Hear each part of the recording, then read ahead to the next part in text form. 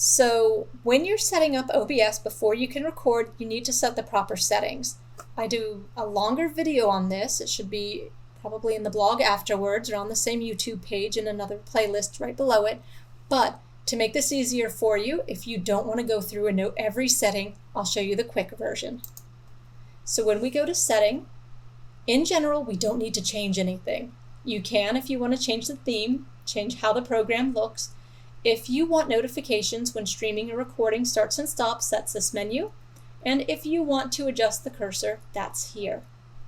For streaming, if you are going to be streaming, you can put that here. You can hook it up to Twitch, YouTube, and Facebook if you want to do a Facebook Live announcement.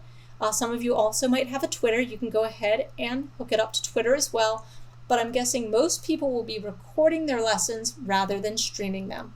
Just know that if you are streaming them, these are the formats it supports pretty easily.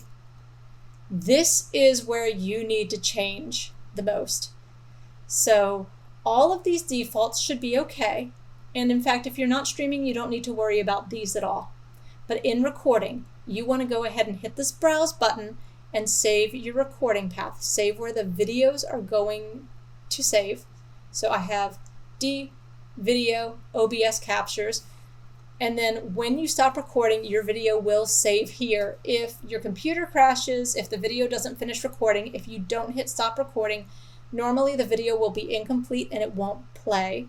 So you'll hit stop and then you'll go to this folder and see it. Your recording format should be MP4. You want it set for MP4 because that's your internet default. It will be an H.264, so you're going to be perfectly aligned with HTML5 video standards.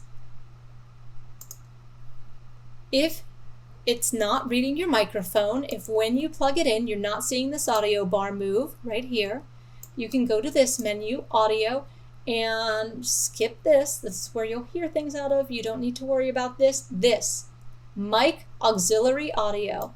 You change this to whatever your microphone is. Right now I have a blue snowball hooked up. It's a type of microphone. But if I was using my computer audio, I could change it to Realtek. And then you don't need to worry about anything else in this menu. Video. If you want to change the default size, you can, but you don't need to. Hotkeys. If you want to set any of them, you can customize every hotkey, but you do not need to. And advanced. If you want to change how the files are saving.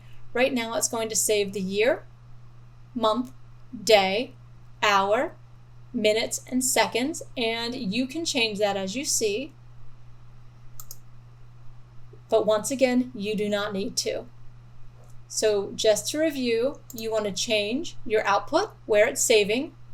Change this to MP4. I think it defaults to an FLV, and as you all know, Flash is going away. Don't use that one. And then you want to change your audio right here to microphone to the one that you have hooked up to your computer or your computer's default. That's all you need to change. From there, you can hit start recording or stop recording as I'm going to do now. Thank you.